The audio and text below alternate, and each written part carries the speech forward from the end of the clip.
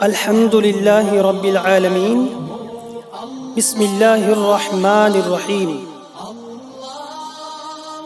بہار شریعت کے حصہ صوم کو شروع کرتے ہیں، جس میں نماز سے متعلق مسائل کو تفصیلاً بیان کیا جائے گا۔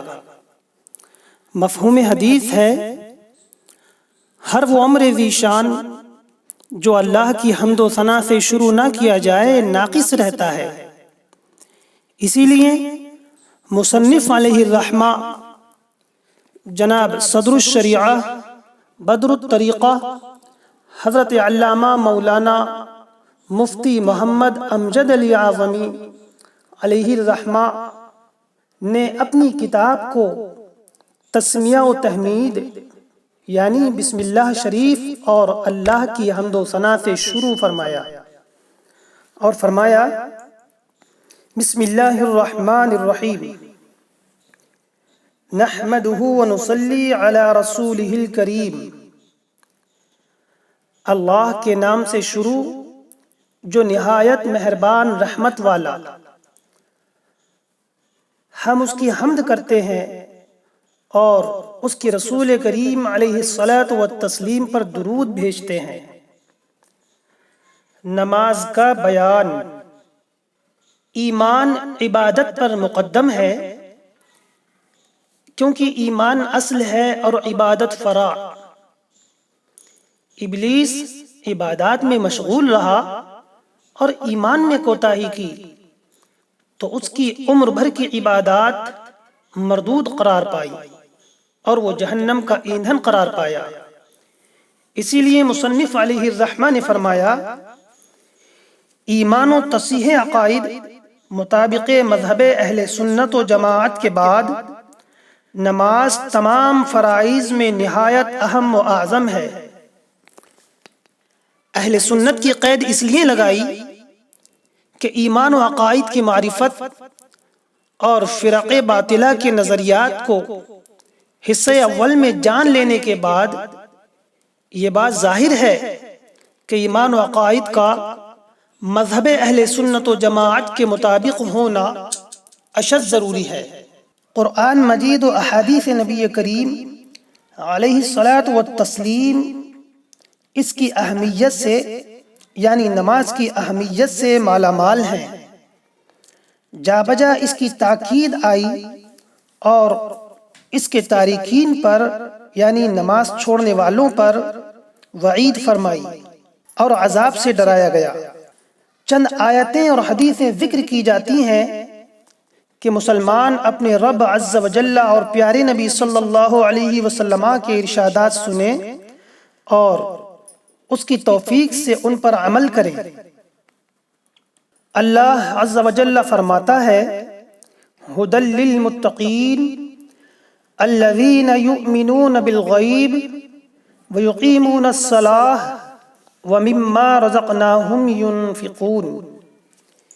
یہ کتاب پرہیزگاروں کو ہدایت ہے جو غیب پر ایمان لاتے اور نماز قائم رکھتے اور ہم نے جو دیا اس سے ہماری راہ میں خرچ کرتے ہیں۔ دیکھیں اللہ نے ایمان کو عبادت پر مقدم فرمایا اور مومن متقی کی تین صفات بیان فرمائیں۔ غیب پر ایمان لاتے ہیں، نماز قائم رکھتے ہیں اور اللہ کی راہ میں خرچ کرتے ہیں۔ اور فرماتا ہے اقیموا الصلاۃ وآتوا الزکاۃ وارکعوا مع الراکعین۔ نماز قائم کرو اور زکوٰۃ دو اور رکوع کرنے والوں کے ساتھ نماز پڑھو، یعنی مسلمانوں کے ساتھ رکوع ہماری ہی شریعت میں ہے یا باجماعت ادا کرو۔ قرآن کی اس آیت سے جماعت کا ثبوت ملتا ہے۔ آج بعض لوگ ایمان کو بعد میں اور جماعت کو سب سے پہلے افضل خیال کرتے ہیں اور کہتے ہیں نماز تو کسی کے بھی پیچھے ہو جائے گی۔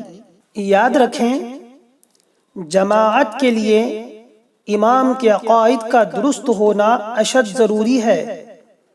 اگر ایسا امام میسر نہیں جس کے عقائد درست ہوں تو تنہا نماز پڑھنا ضروری ہے، جیسا کہ نواسۂ رسول، جگر گوشہ بطول سیدنا امام حسین رضی اللہ تعالی عنہ نے اس مسئلے کی اہمیت کربلا میں سمجھا دی کہ جان، مال اور اولاد سب کچھ قربان کرنا گوارا کیا، لیکن یزید جیسے ملعون کی امامت قبول نہ فرمائی۔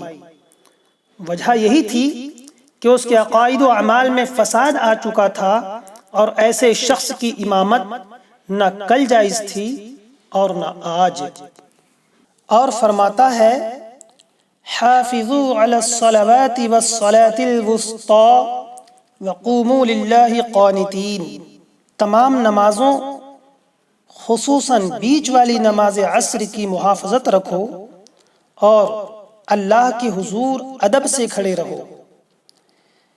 یعنی دو ادھر ہیں فجر اور ظہر، اور دو ادھر ہیں مغرب و عشاء، بیچ میں نماز عصر ہے، اس کو الگ سے ذکر فرمایا۔ معلوم ہوا نماز عصر سب سے افضل ہے، جیسا کہ اعلیٰ حضرت فرماتے ہیں، مولا علی نے واری تیری نیند پر نماز، اور وہ بھی عصر سب سے جو اعلیٰ قطر کی ہے۔ اور فرماتا ہے، وَإِنَّهَا لَكَبِيرَةٌ إِلَّا عَلَى الْخَاشِعِينَ، نماز شاق ہے مگر خشوع کرنے والوں پر، یعنی نماز منافقین کے لیے باعث مشقت ہے، لیکن خشوع و خضوع کرنے والوں کے لیے نہیں۔ نماز کا مطلقاً ترک تو سخت ہولناک چیز ہے، اسے قضا کر کے پڑھنے والوں کو فرماتا ہے، فَوَيْلٌ لِّلْمُصَلِّينَ الَّذِينَ هُمْ عَن صَلَاتِهِمْ سَاهُونَ، خرابی ان نمازیوں کے لیے جو اپنی نماز سے بے خبر ہیں، وقت گزار کر پڑھنے اٹھتے ہیں۔ جہنم میں ایک وادی ہے جس کی سختی سے جہنم بھی پناہ مانگتا ہے، اس کا نام ویل ہے۔ قصداً نماز قضا کرنے والے اس کے مستحق ہیں، یعنی قضا پڑھتے ہیں، اور بعض لوگ فجر قضا پڑھنے کے عادی ہوتے ہیں، انہیں اس سے سبق لینا چاہیے۔ اور فرماتا ہے، فَخَلَفَ مِن بَعْدِهِمْ خَلْفٌ أَضَاعُوا الصَّلَاةَ وَاتَّبَعُوا الشَّهَوَاتِ فَسَوْفَ يَلْقَوْنَ غَيًّا، ان کے بعد کچھ ناخلف پیدا ہوئے جنہوں نے نمازیں ضائع کر دیں اور نفسانی خواہشوں کا اتباع کیا، ان قریب انہیں سخت عذاب طویل و شدید سے ملنا ہوگا۔ غی جہنم میں ایک وادی ہے جس کی گرمی اور گہرائی سب سے زیادہ ہے، اس میں کنواں ہے جس کا نام ہب ہب ہے۔ جب جہنم کی آگ بجھنے پر آتی ہے، اللہ عز و جل اس کنویں کو کھول دیتا ہے جس سے وہ بدستور بھڑکنے لگتی ہے۔ قال اللہ تعالی، کلما خبت زدناہم سعیرا، جب بجھنے پر آئے گی ہم انہیں اور بھڑک زیادہ کریں گے۔ یہ کنواں بے نمازوں اور زانیوں اور شرابیوں اور سود خواروں اور ماں باپ کو ایذا دینے والوں کے لیے ہے۔ نماز کی اہمیت کا اس سے بھی پتہ چلتا ہے کہ اللہ عز و جل نے سب احکام اپنے حبیب صلی اللہ علیہ وسلم کو زمین پر بھیجے۔ جب نماز فرض کرنی منظور ہوئی، حضور صلی اللہ علیہ وسلم کو اپنے پاس عرش عظیم پر بلا کر اسے فرض کیا، اور شب اسریٰ میں یہ تحفہ دیا۔